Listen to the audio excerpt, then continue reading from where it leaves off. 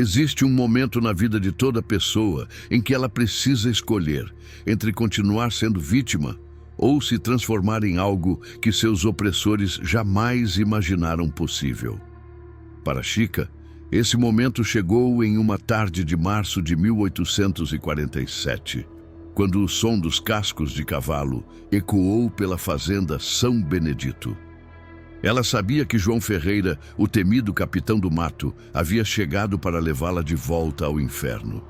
Mas o que ele não sabia é que estava prestes a enfrentar uma mulher que havia transformado cada humilhação, cada chicotada, cada noite de desespero em uma arma letal. O que aconteceu naqueles 15 minutos no meio da plantação não foi apenas uma luta entre duas pessoas. Foi o momento em que a história da resistência escrava ganhou um novo capítulo, escrito com sangue, suor e uma coragem que poucos seres humanos conseguem encontrar dentro de si. Esta é a história de como uma ex-escrava provou que mesmo nos momentos mais sombrios da humanidade, a dignidade pode prevalecer de formas que ninguém espera. O silêncio antes da tempestade. O silêncio que antecede uma tempestade tem uma qualidade única. É pesado, carregado de promessas não ditas e de mudanças inevitáveis. Na fazenda São Benedito, naquela tarde de março, esse silêncio pairava sobre os canaviais como uma mortalha invisível. Chica estava agachada entre as plantas, suas mãos calejadas trabalhando a terra com movimentos que pareciam automáticos, mas seus olhos revelavam uma consciência aguçada de cada som, cada movimento ao seu redor.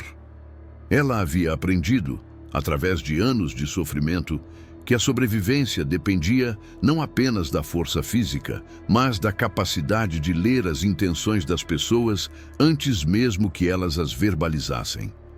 Quando o vento mudou de direção e trouxe consigo o cheiro de cavalo suado e couro, ela soube que o momento havia chegado. Suas mãos continuaram trabalhando, mas sua mente já estava 3 passos à frente, calculando distâncias, avaliando o terreno, preparando-se para o que sabia ser inevitável. O capataz, observando de longe, notou algo diferente em sua postura. Havia uma quietude nela que não era submissão, mas sim a calma mortal de um predador que finalmente encontrou sua presa. Mas quem era realmente o predador naquela situação? A mulher que aprendeu a ler almas Chica não nasceu com a habilidade de decifrar as intenções humanas através de um simples olhar. Essa capacidade foi forjada no fogo da necessidade, temperada pela dor e afiada pela repetição constante de situações onde um erro de julgamento significava a diferença entre sobreviver mais um dia ou não ver o próximo amanhecer. Aos 12 anos, quando foi separada de sua mãe e vendida para a fazenda São Benedito, ela ainda acreditava que as pessoas tinham bondade natural. Essa inocência durou exatamente 3 semanas. Foi quando aprendeu que o sorriso do feitor pela manhã significava que alguém seria castigado antes do pôr do sol, que o silêncio prolongado do Senhor durante as refeições antecedia sempre uma venda inesperada. Que os olhos baixos da sinhá escondiam uma crueldade que superava a de qualquer homem da propriedade. Cada cicatriz em seu corpo contava uma história diferente de aprendizado. A marca no ombro esquerdo lhe ensinou que desafiar abertamente era suicídio. A queimadura no pulso direito mostrou que a resistência precisava ser sutil, quase invisível. Mas foi a cicatriz, que cortava seu rosto da têmpora até o canto da boca, que lhe deu a lição mais valiosa de todas, que seus opressores tinham medo dela, e esse medo podia ser usado como arma. Agora, aos 28 anos, ela conseguia ler uma pessoa em segundos. Sabia quando alguém estava mentindo pela forma como respirava. Identificava a violência reprimida no jeito de cerrar os punhos. E, mais importante, conseguia detectar o momento exato em que um homem subestimava uma mulher.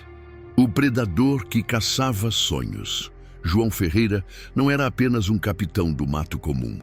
Ele era um artista da caça humana, um homem que havia transformado a captura de escravos fugitivos em uma ciência exata e cruel.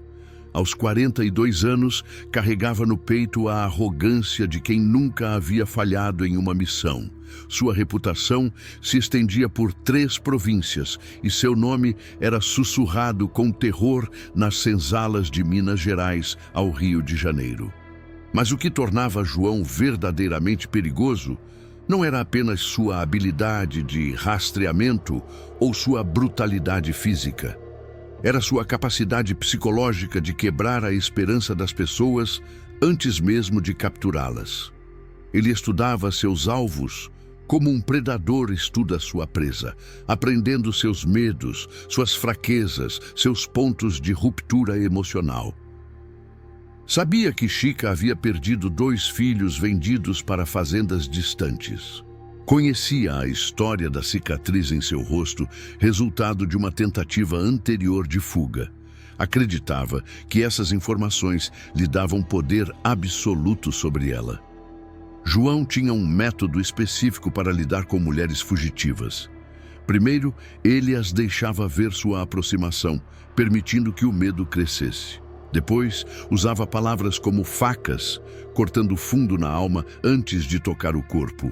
Por último, oferecia uma falsa esperança de clemência, apenas para destruí-la no momento seguinte. Esse método nunca havia falhado, mas João cometeu um erro fatal naquela tarde. Ele confundiu cicatrizes com fraqueza, trauma com submissão. Não percebeu que estava lidando com uma mulher que havia transformado cada ferida em sabedoria, cada humilhação em estratégia. O teatro da falsa rendição. A genialidade de Chica não estava em sua força física, mas em sua capacidade de transformar a expectativa de seus inimigos em armadilha mortal. Quando ouviu os cascos do cavalo de João se aproximando, ela não correu, não se escondeu. Em vez disso, fez algo que nenhum fugitivo em sã consciência faria. Continuou trabalhando na plantação como se nada estivesse acontecendo. Essa aparente passividade era, na verdade, o primeiro movimento de uma estratégia que ela havia planejado durante meses. Chica sabia que João esperava encontrar uma mulher desesperada, correndo entre os canaviais como um animal acuado. Ao permanecer calma e visível, ela quebrou o primeiro padrão de expectativa dele. Quando João finalmente a avistou, agachada entre as plantas com as mãos sujas de terra, ele sentiu uma estranha sensação de anticlímax. Onde estava o medo que ele tanto apreciava ver nos olhos de suas presas? Onde estava o desespero que tornava a caça interessante? Chica levantou os olhos lentamente e, quando seus olhares se encontraram, ela fez algo ainda mais desconcertante. Sorriu. Não era um sorriso de submissão ou de loucura. Era o sorriso de alguém que sabia algo que ele não sabia. João desceu do cavalo com a confiança de sempre, mas uma pequena semente de inquietação havia sido plantada em sua mente. Chica se levantou devagar, limpou as mãos na saia rasgada e disse apenas: "Eu estava esperando por você, João." A forma como ela pronunciou seu nome, sem títulos, sem reverência, como se fossem iguais, fez algo estranho acontecer no peito do capitão do mato. Pela primeira vez em 20 anos de caça, ele sentiu que talvez não estivesse no controle total da situação. 15 minutos que mudaram a história. O que aconteceu entre 3h15 da tarde daquele dia de março seria lembrado por gerações como o momento em que as regras do jogo mudaram para sempre. João se aproximou de Chica com a confiança de quem havia feito aquilo centenas de vezes antes.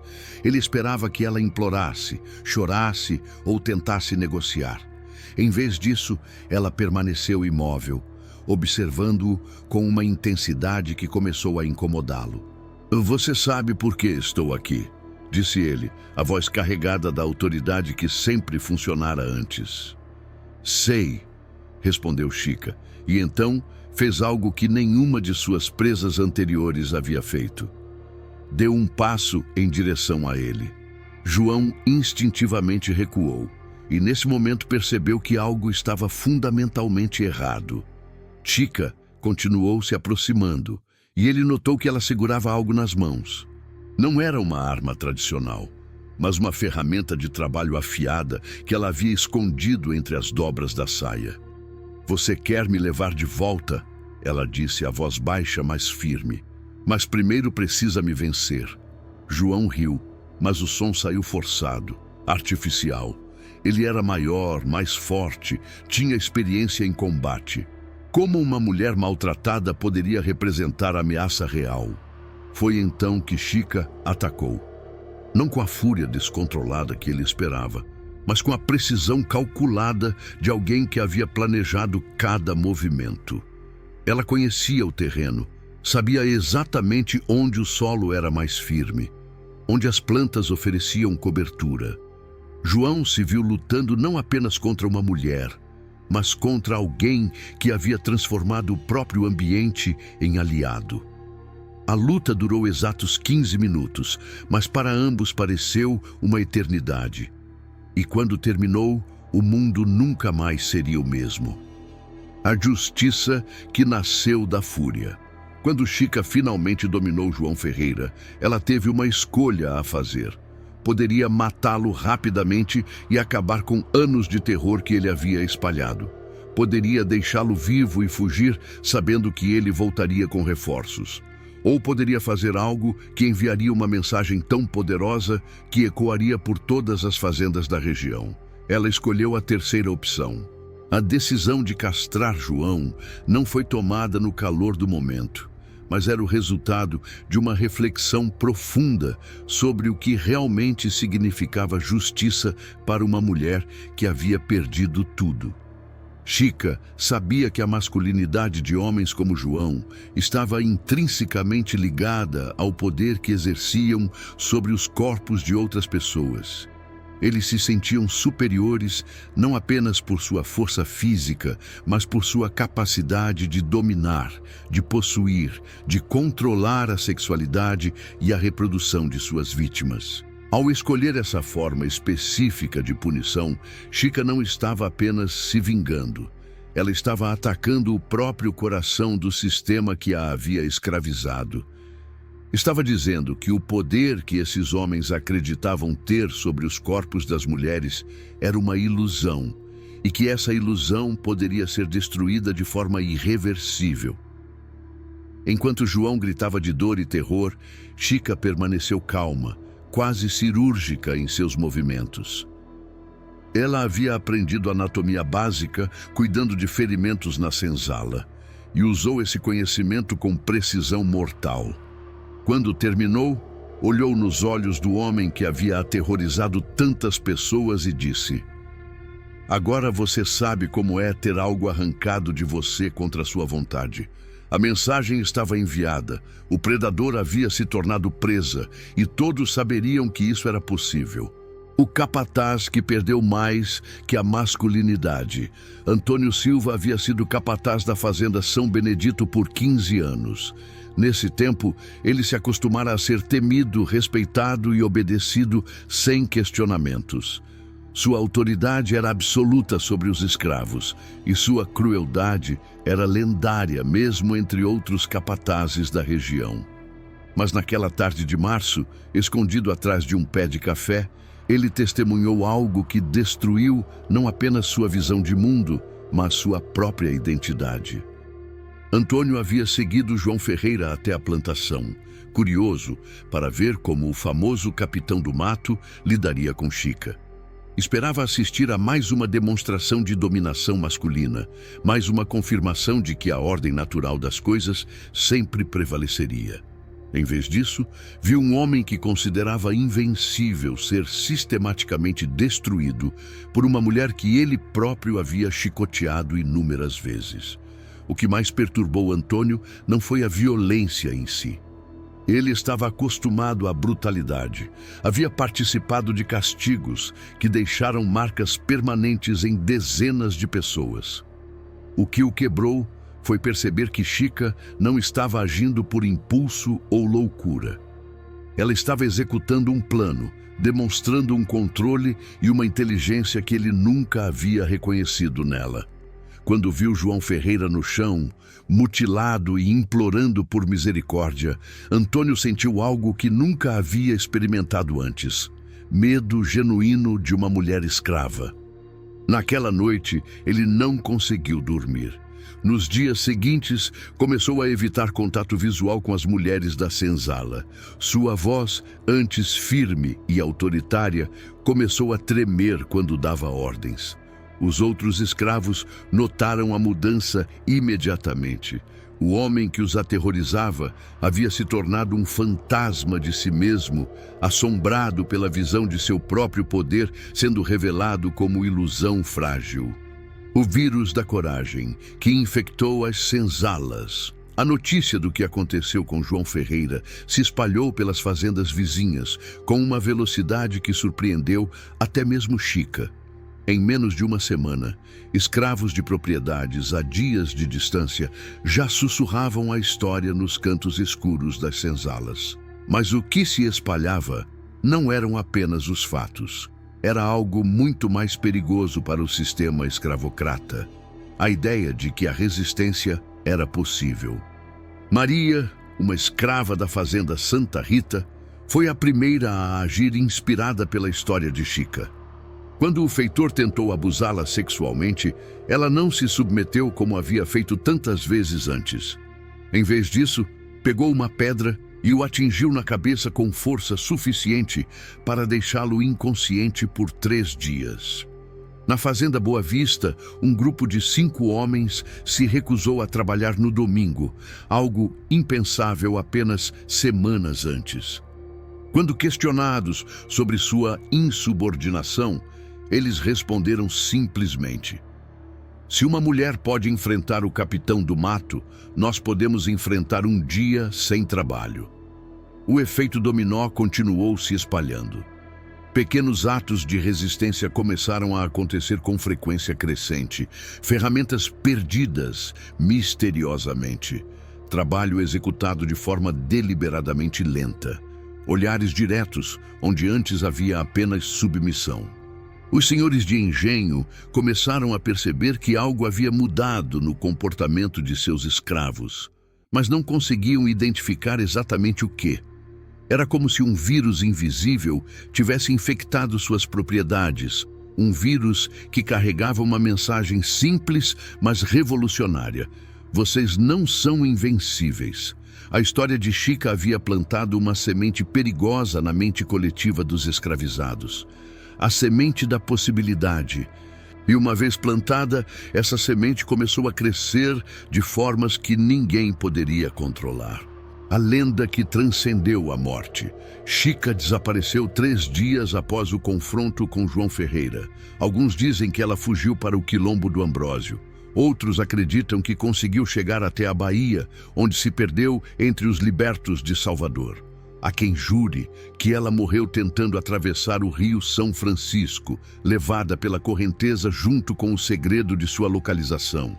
Mas a verdade sobre seu destino físico se tornou irrelevante diante da imortalidade que sua história alcançou. Nas senzalas, as mulheres mais velhas começaram a criar cantigas que contavam sua história de forma codificada. Melodias aparentemente inocentes sobre trabalho na roça escondiam versos que celebravam a coragem de uma mulher que havia virado o jogo contra seus opressores.